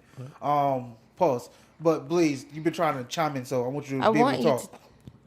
Yo, I think one of the reasons why programs like that don't work out is because it's on face value, it's positive to support these things. But going back to what Kenneth said, the system was working exactly how it's supposed to work. Yep. So in the back of whoever the powers that be's mind, we still need this slave class to make this economic structure run. We still need this. We still need this business, which is a prison, to run because we have investors and we have all these other things. So it's like police are incentivized to get arrest. You feel me? Like it's all these give you speeding tickets. But in addition to that, there are people who are contrary to that mindset, who are in position of power, and they can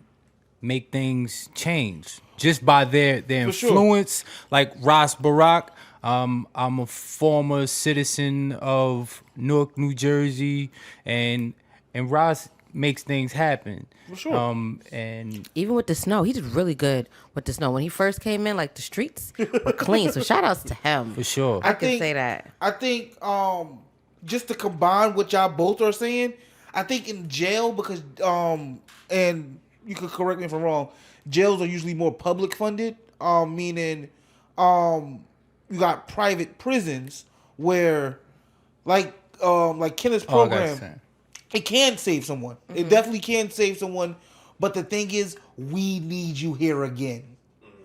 Like, you contribute to our bottom line.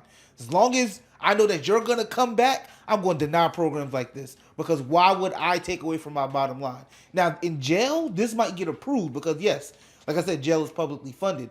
But when you have private prisons where their whole shit of existing is because people are in jail, if I implement this program, if I allow this program to happen, and now Kenneth's saving 10 kids, 10 youth who walk through these doors, for whatever the charge is, it could be something real minor. I know now, and with all of the laws out there, like you said, charges stick with you. I know this person is coming back.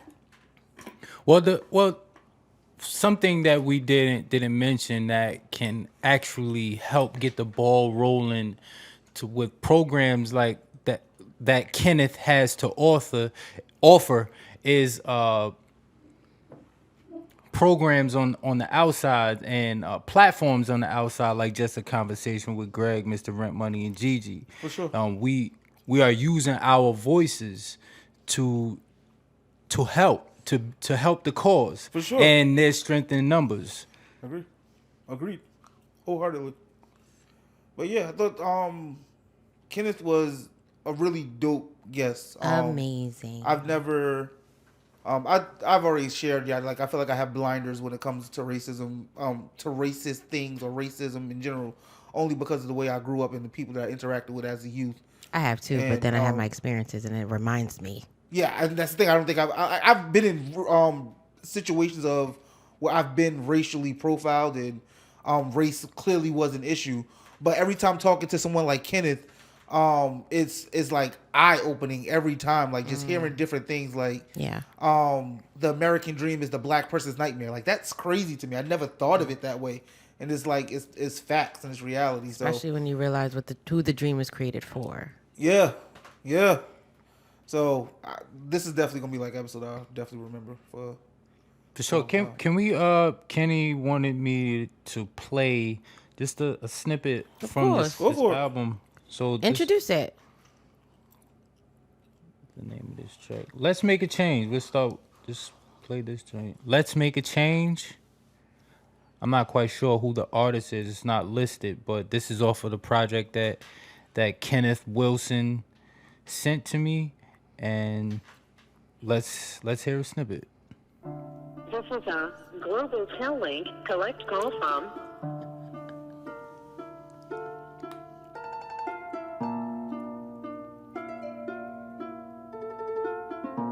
Zay.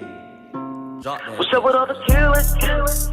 Still got it running around like the Wild West, cause you wanna be a villain. Hey, ain't no respect in the game with the rules of engagement, y'all niggas feeling. Shooting at anything moving, doesn't matter when my kids on their way. Kids getting killed, we're going out to play. But it's over, cause they be still here today, man, enough. Might be your love, somebody get killed that you love. Then you wanna cry a whole river.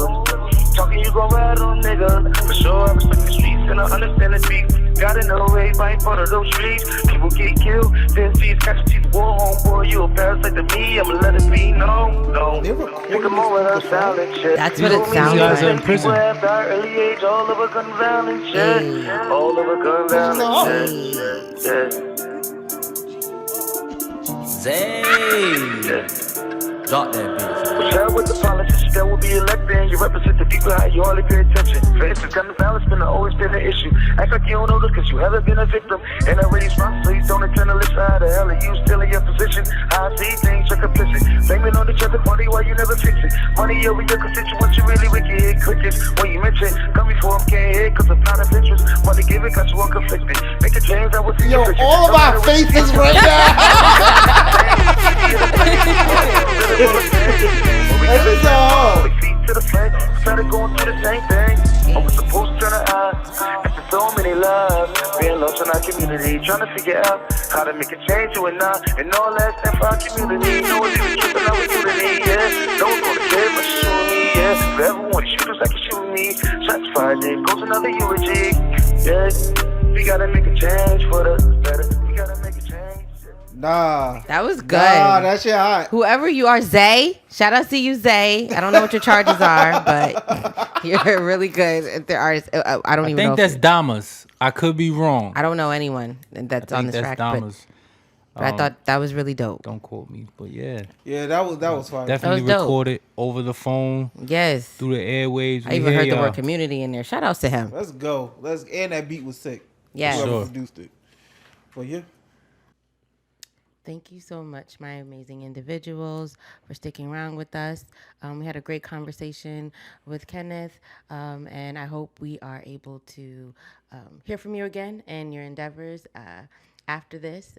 So with that being said, Greg? New dialogue. All right. So you gotta know how we end the show. Talk about little things that we feel like is important or not important, but we just want to go to town and talk about it. So yeah, new dialogue. Anybody want to start? Go to town and talk about it. My dialogue is kind of like a topic. Go ahead. Okay. But I just want to talk about this. So, do you believe that it's okay to be friends with an ex? Do you believe that it's okay to be friends with an ex while you're in a relationship? Yeah. Okay. Have I done it? That's the difference. Yes, I have done it. Okay, so no, the person wasn't my ex. Like actually in a relationship with them. Somebody who you did everything that you could think of. Yeah. In the book 10 times over, and then you were in a new relationship. Yeah. Do you think that's a violation or no? Do I think it's a violation? Is there a potential that there might be a reconnection between the two? Is there a potential? Yeah, is there, like, because some people may have grown out of each other and it could be platonic. Again, I haven't personally experienced it, but that could be a thing. But I also can see it as if there's a possibility that this person that I was doing everything with, that I'm now friends with, that we can probably start where we left off again. Absolutely a violation, because now I'm in a whole separate relationship knowing that I'm yearning for someone else that I'm not supposed to be with at this point.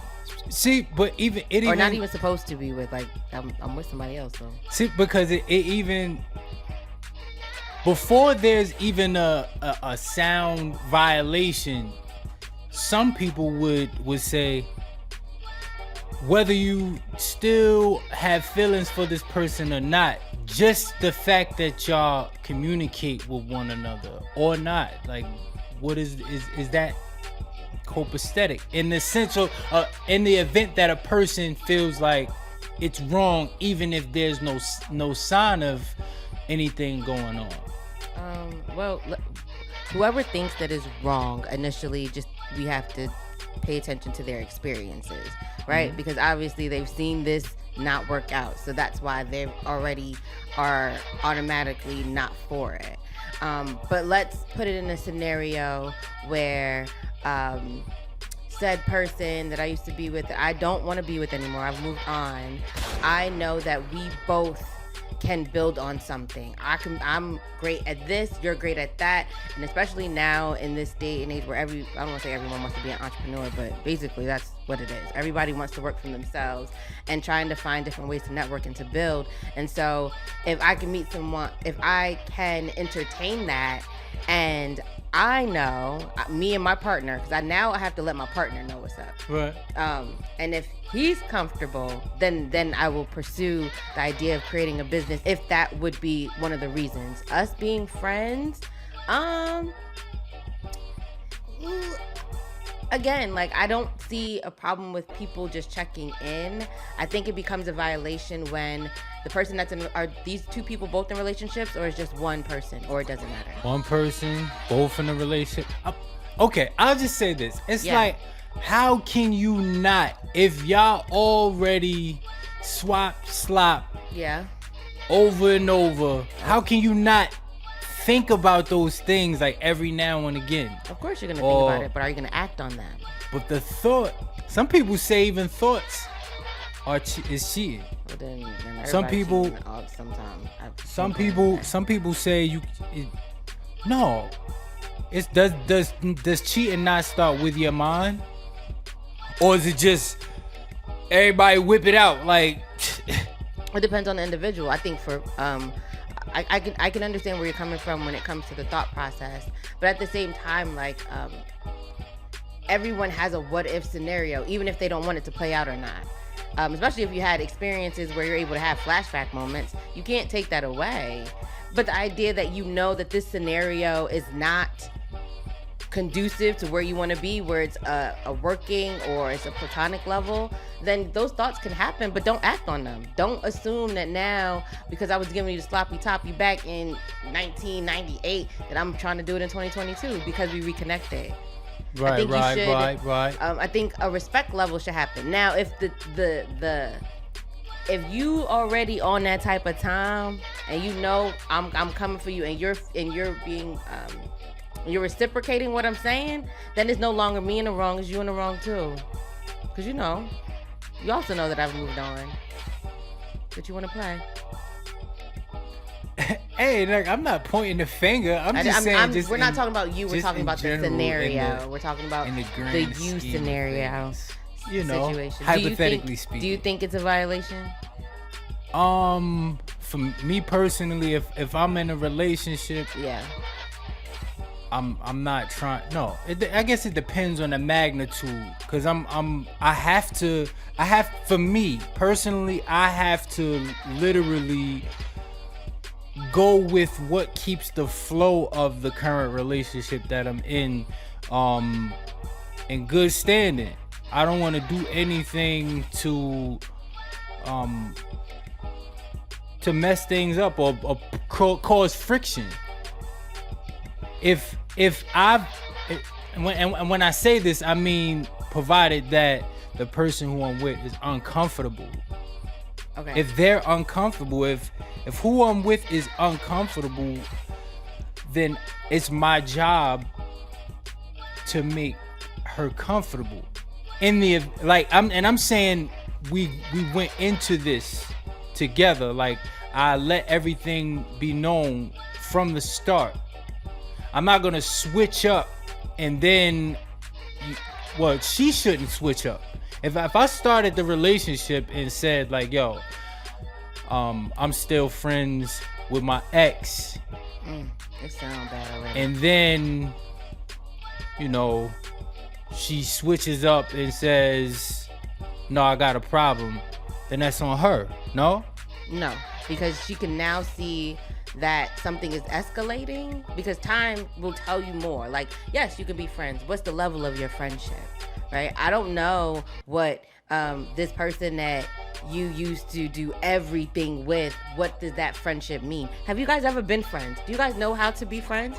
Have you ever been in a situation where you guys were able to be friends before you guys were ever in a relationship? right? But when Oh, that's a no. when things, it definitely. Listen, this is definitely. I need you to act. I got distracted. Can you please say that again, please? Can you say that again? I don't know what I said. You have to say it again, I have to please. say it again. I need you to say it again, please. Okay. Say it again.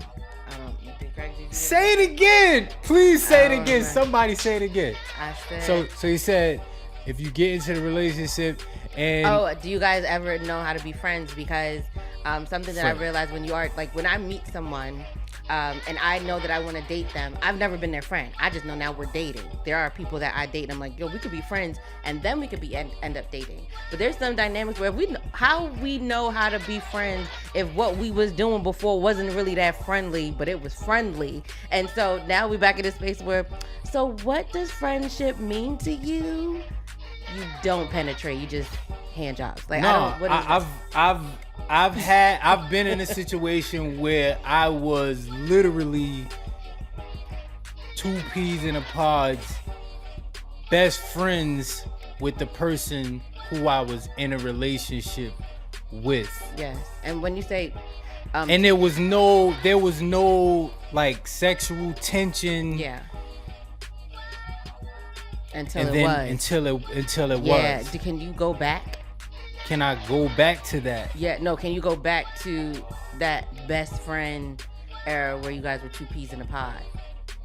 It's like, is that plus the intertwined. I'm gonna help you make this make sense to you.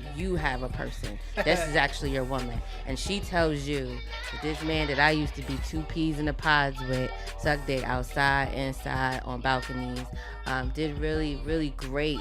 Yowza. We were Yowza.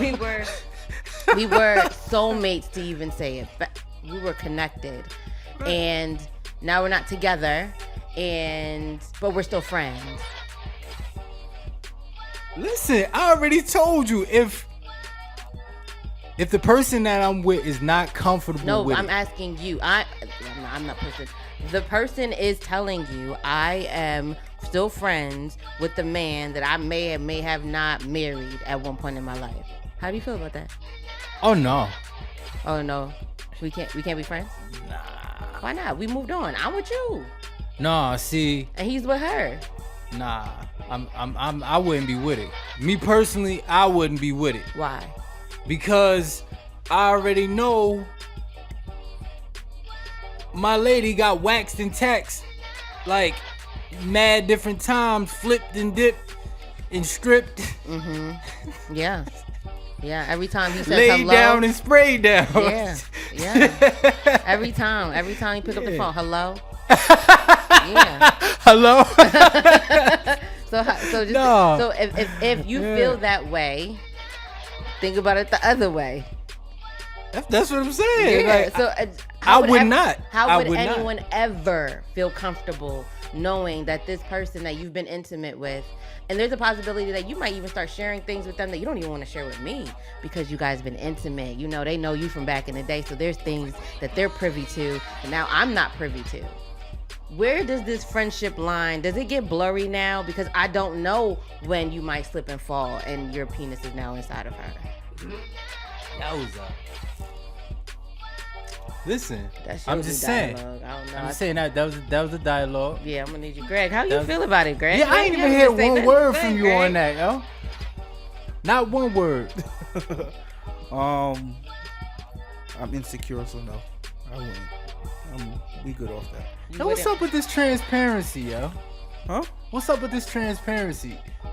It makes you handsome, Greg. Okay. What do you mean? I feel like I'm always transparent.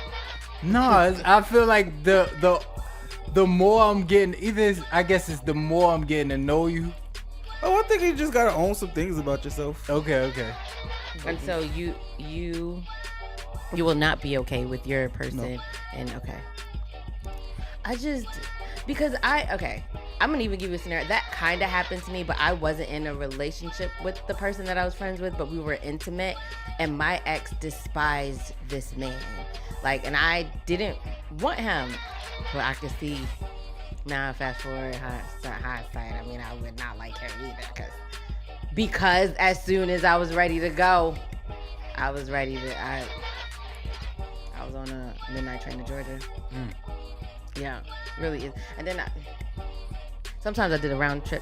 I'm just gonna leave that alone. Oh, So you be know what? traveling? All the time. Okay. Yes, I do. Yeah, take flights too. So yeah, but all in all, in that situation, I just think that it's either a time bomb where if y'all just gonna do it, then just do it, because it seems like that's where it's gonna head. But if you guys are able to set boundaries, there's an exception to every rule. So I can't say no, completely not, but I can say that, is it the most healthiest situation when you guys have people, and are you comfortable with telling your significant others about each other? And if not, then maybe we need to regroup, reuse, and recycle, and this might not be it. Or just bust y'all nut and be great, because that's what it sounds like to me. Greg, what's your new dialogue? Sure. So my new dialogue, I got 2 new dialogues. One, I liked your topic, by the way. That was really good. yeah, it was really good Yeah. topic and new dialogue, bro. Yeah. I'm wrong. I was wrong about the war. Oh, what, Greg? What? So Get Say it again. No.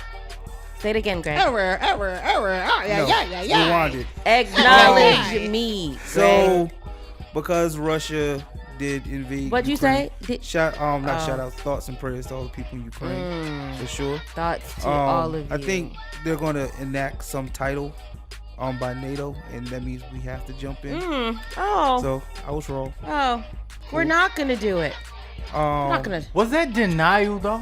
No. Or did you really think it was computer-like technology? It wasn't that. No, I think he just wasn't following the story to its actual. It's actually No. right.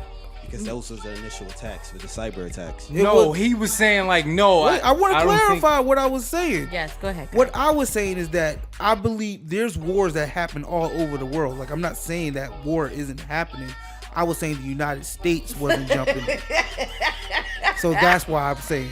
That's why I'm wrong. Yes, and you did it. Okay, and you didn't hear me say that. The reason why it's been our news. We wouldn't be jumping in if Ukraine doesn't.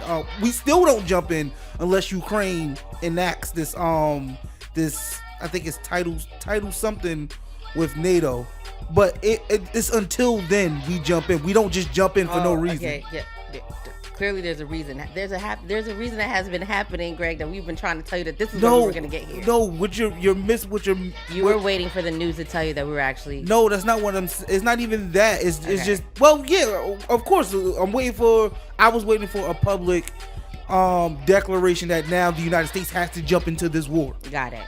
And that's why I'm saying Which was never going to happen, but now there's a possibility. Yes. Okay. No, it's not even a possibility. It's going to happen. Oh, I like this, Greg. Thank you. Whatever. Don't be mad. But I'm not happy that mad. I said I was wrong. It's all good. You definitely did the black girl I'm mad face. And my other one is I want to just shout out Slap and Run. It's a game on iOS by Voodoo Games. It is getting me through. You would like a game. It is. I see the advertising on like between different games and things like that. It's getting me through some shit. I'm letting you know. Not Slap and Run. Like, you gotta show me how the game works.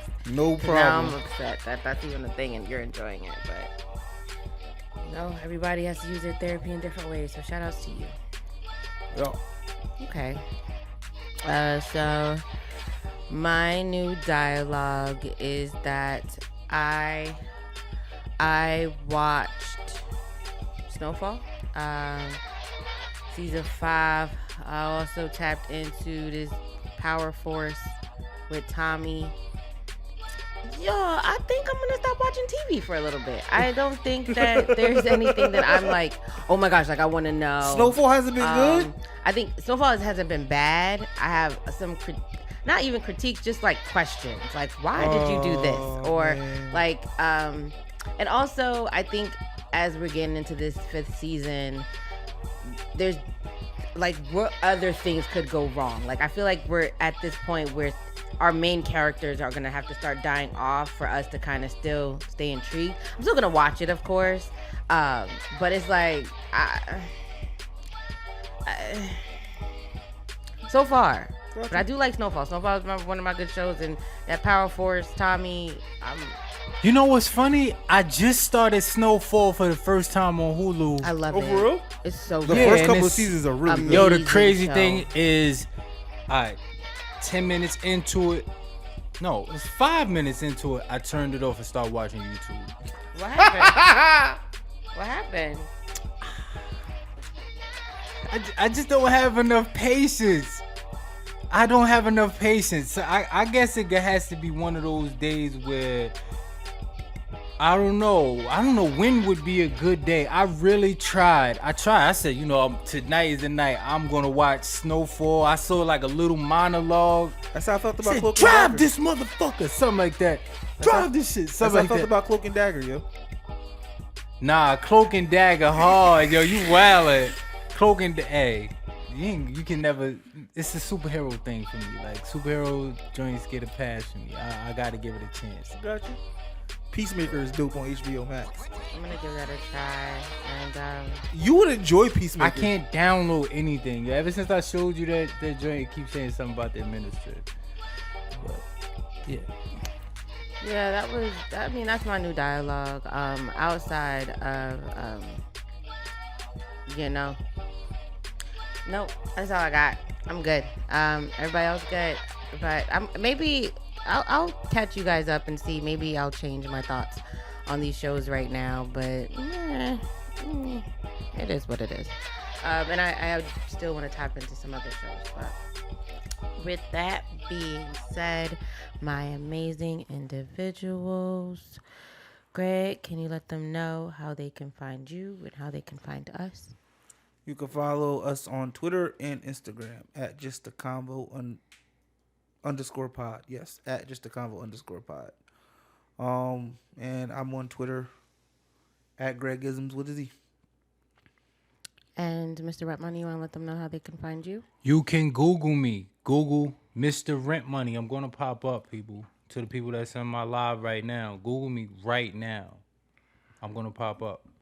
And Blaze, you want to let them know how they can find you? I'm on Twitter, Blaze versus your mom. Yeah, kind of disrespectful. Every time you say that, I laugh on the inside. Every time you say Blaze versus your mom, like. Is it the? Okay, we're not gonna do the platform for the game. Blaze versus the World on Xbox. That's my Xbox tag. sounds like you're a nerd. Yeah. And you can find me, my amazing individuals, on Twitter at gcarly7, and that's GQARLY and the number 7. I haven't really been on Twitter, but I check in from time to time and I say my thoughts. So I look forward to seeing your thoughts as well. Oh yeah, it's the end now. So if you forgot today, if no one told you today, if you listen to this pod just to make you smile or to make you angry, shout outs to you today. And I want you to always to remember to go be great. Rent money.